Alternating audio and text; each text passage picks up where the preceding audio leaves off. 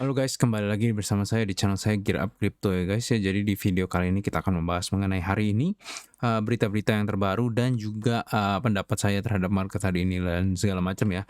Dan obviously this is not financial advice. Disclaimer ada di deskripsi di bawah dan kalian bisa langsung kecek aja ya di situ ya. Nah, kita mulai aja dari harga Bitcoin ya. Harga Bitcoin saat ini saat saya ngerekam ini adalah 84.600 dolar. Dan dia tuh posisinya sedang di sekitar 0,5 Fibonacci range ini ya, dan kelihatannya kemarin tuh udah ada 6 hari yang lalu, 7 hari yang lalu mantul di downtrend ini. Apakah Bitcoin bisa nge-break downtrend ini? Kita masih nggak tahu ya, tergantung hari ini atau hari besok ya. Liberation Day ya. Liberation Day itu besok mungkin 8 pagi kalau nggak salah.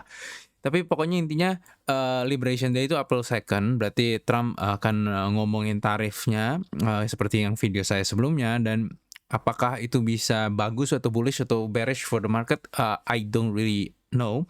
Tapi yang pasti kita bisa expect volatilitas besok itu sangat tinggi ya guys ya, menurut saya. Jadi kalau begitu, kalau misalkan kalian ada posisi-posisi yang kalian nggak gitu yakin, gini-gini mungkin adalah saatnya tepat untuk mencoba untuk antara mengecilkan atau menutup ya guys ya. Tapi ya kembali lagi, not financial advice. Nah, untuk hari ini kalau misalkan kita ngelihat juga ada beberapa data-data yang menurut saya cukup menarik ya. Unemployment ini naik ya untuk Februari dari Januari, yaitu 4% ke 4,1%. Yang sebelumnya turun dari November terus menerus sampai 4%. Nah, ini menandakan ya kita belum tahu ya kalau misalkan ini adalah trennya atau tidak, tapi memang kita hope untuk menjaga di sekitar 4% ini ya.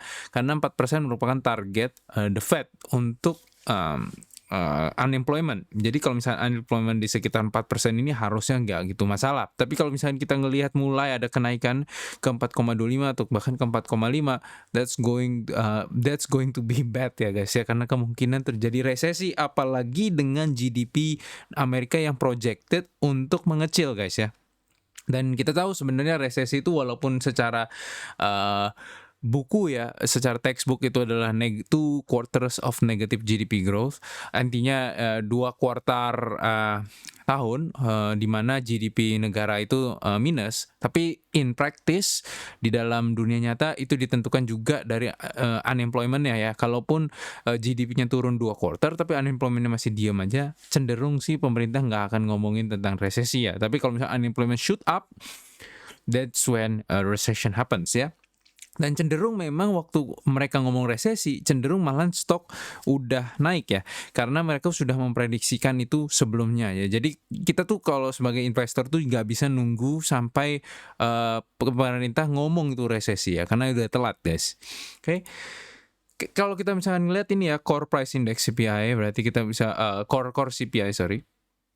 Dan kita bisa ngelihat dia ada mengalami penurunan ya di Februari ke 3,14%, dan ini menandakan ya bullish ya bagi market semua, menandakan bahwa technically inflasi sedang menurun. Tapi kita masih belum tahu dampak tarif di April kedua ini ya, misalkan Trump akan mengeluarkan tarif, dampaknya itu terhadap inflasi di Amerika itu kita nggak tahu. Dan kalau cenderung kalau inflasi mulai naik dengan cepat, then say goodbye to bull market 2025 ya guys ya, karena kemungkinan besar the Fed akan mulai tightening lagi dan mulai naikin interest rate-nya lagi, sehingga kita akan sangat-sangat susah untuk cetak all time high. Bukan berarti nggak mungkin sih, tapi sangat-sangat susah ya, sangat-sangat susah. Oke, indicators hari ini risk metricnya masih di dalam yellow to green ya. Jadi total sebenarnya semuanya itu masih oke. Menurut saya masih cukup bullish. Dan Bitcoin moving average di sini kita udah break under 200 day SMA. Jadi dia udah masuk ke dalam range bawahnya ya. SMA sekarang di 86.000, sedangkan Bitcoin price sekarang di 84.000. Jadi overall it's quite bearish. Karena di bawah 200 day ini merupakan salah satu momentum ya, atau kayak support band yang cukup kuat. Tapi memang bukan berarti ini nggak pernah sebelumnya di tahun ini ya. Kita bisa ngeliat di tahun di 2023 di cycle ini dia nge-cross di bawah 200 day ini ya. 200 day itu yang ini ya, 200 day. 200 day ini dia nge-cross di bawah selama beberapa bulan ya, dari sejak Let's see now. Sejak Agustus sampai Oktober ya 2023 ya. Jadi hampir 1 tahun. Hampir 2 bulan, sorry, hampir 2 bulan di bawah 200 day. Lalu ada di sini ada sedikit kecil, mungkin beberapa hari saja. Ada yang juga 2 bulanan ya dari Agustus sama Oktober kembali ya di bawah ini. Jadi Q3 cenderung lemah ya di sini. Dan memang bedanya cycle ini daripada yang hari-hari ini beda daripada yang 2024-2023 itu adalah kita happening on Q1 ya. Q1 to Q2. Jadi kita Maret dan nyampainya di April. Kemungkinan besar kita mungkin bisa baru naik di Mei ya kalau berdasarkan 2 bulan formula ini ya. Tapi ya kita lihatlah gimana caranya. Kalau misalnya tetap di bawah 200 day ini sebenarnya bagus asalkan nggak terlalu parah ya anjloknya ya. Karena kalau terlalu parah dan mulai nge-cross 300 day kayak gini nih, ini sebenarnya walaupun dia sebenarnya naik ya, tapi ini harus kayak balik dengan cepat gitu, set gitu ya. Karena kalau enggak momentumnya sangat-sangat lemah lagi nanti ya. Yang pasti sih yang kita harus maintain adalah 400 day ya. Karena kalau misalkan sampai ini 75 kita di bawah 75.000, udah mulai susah banget ya. Kemungkinan besar kita nggak akan mencapai all time high lagi. Kemungkinan cuma higher low saja ya di tahun 2025 ini. Tapi kita nggak tahu ya. Kembali lagi ini prediksi saya dan pasti belum tentu benar. Karena setiap hari setiap informasi yang berubah, plan saya untuk masa depan berubah guys ya. Jadi makanya kalian subscribe, klik like, dan kalian lihat sendirilah ya, pendapat saya berubah setiap hari lah ya. Oke. Bitcoin supply and profit and loss saat ini adalah cukup oke ya sebenarnya menurutku asalkan kalau di loss ya itu yang merah ini tetap memiliki downtrend, dan yang kuning memiliki uptrend yaitu profit, sebenarnya harusnya sih tidak begitu masalah. Ketika dia udah mulai nge-break downtrendnya seperti nge-break uptrendnya seperti di profit di sini atau di sini ya, it's the start of a bear market usually ya. Usually it's the start of the bear market. Walaupun ada beberapa pencilan seperti tahun 2021 ya, sekitar Mei di sini ya.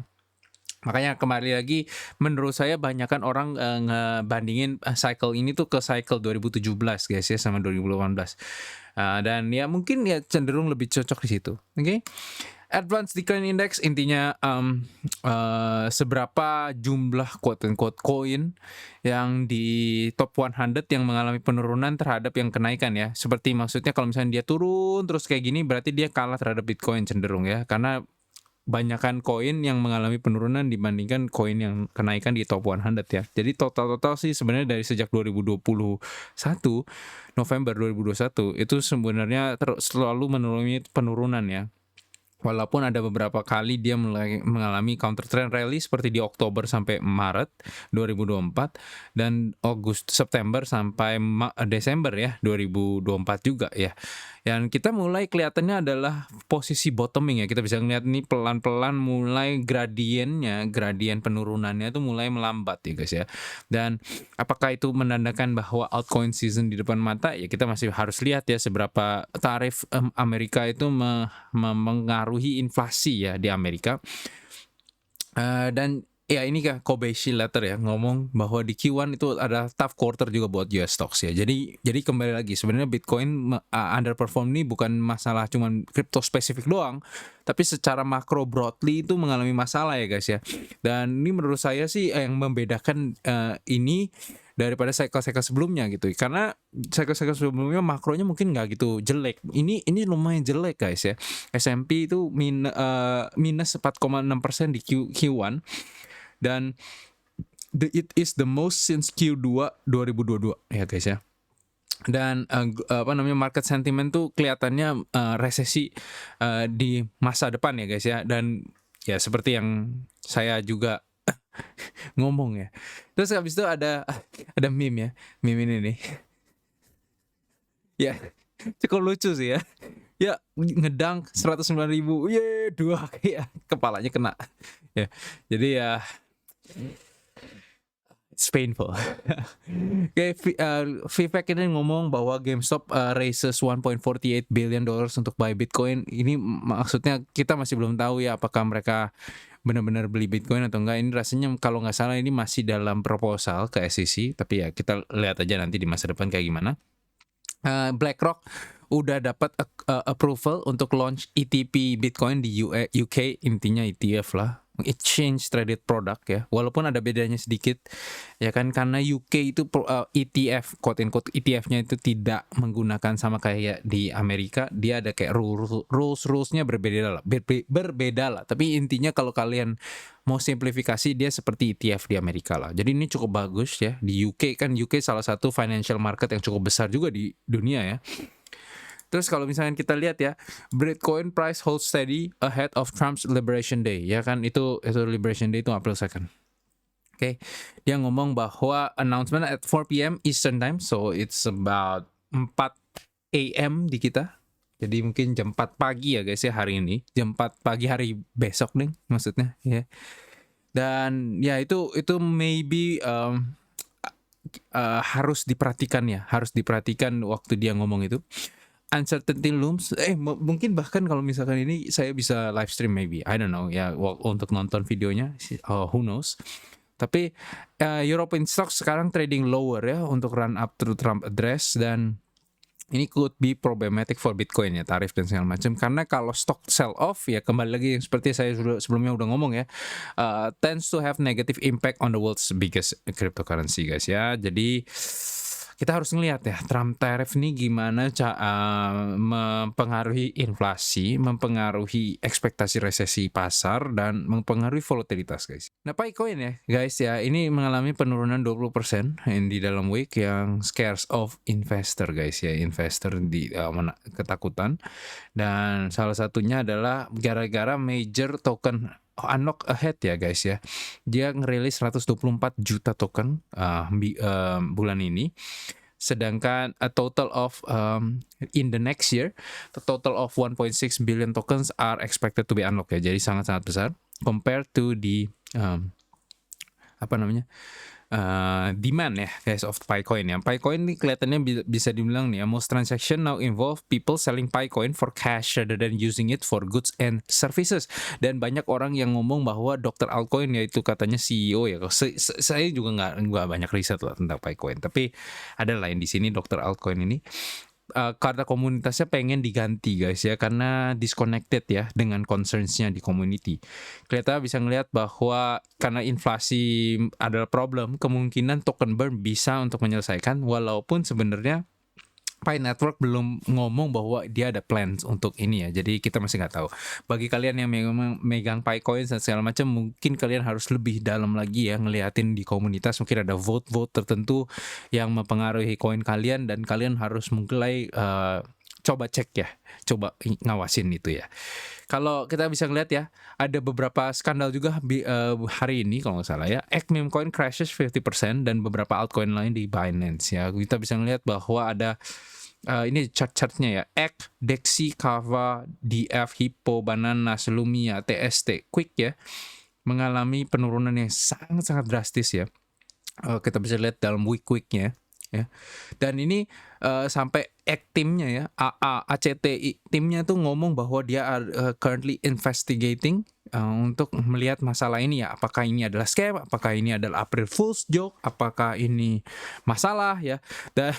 Dan ini ternyata bukan April Fool's ya, dan ini bukan juga Wintermute katanya ya. Wintermute ngomong dia bukan yang mempengaruhi ini ya. Kita nggak tahu lah ya, kan cenderung Wintermute ini orangnya cukup ular ya guys ya, cukup licik ya guys ya. Jadi kita nggak tahu, tapi katanya sih Binance Customer Support ngomong bahwa ini adalah gara-gara 3 VIP users cross sold tokens worth sekian banyak US dollar di spot market, dan beberapa dan user yang lain menjual token sebanyak $540,000 guys ya. Jadi dari dua ini menciptakan liquidation cascade ya guys. Kita bisa ngelihat bahwa gara-gara ini dijual, harga turun kena liquidation threshold orang, obviously dia ke likuidasi ya, longnya ya. Dan karena ke likuidasi lah, harga lebih turun lagi guys ya. Jadi ujung-ujungnya ada cascade ya, ada waterfall, kejadian kayak domino lah untuk likuidasi ya. Jadi overall katanya sih kelihatannya bukan scam, tapi kayak masih banyak orang yang percaya bahwa Wintermute plays a role di sini ya. Kita masih belum tahu apakah ini Wintermute atau enggak. Mungkin di next couple of days kita bisa belajar ya mengenai apa yang terjadi di sini. Karena kalau misalkan kayak gini tuh kemungkinan besar ya banyak meme coin atau altcoin kecil bisa dibeginikan gitu loh guys ya. Dan kita masih kita harus hati-hati lah di situ. Anyways, I think that is all for this video ya. I'll see you guys next time. Bye bye.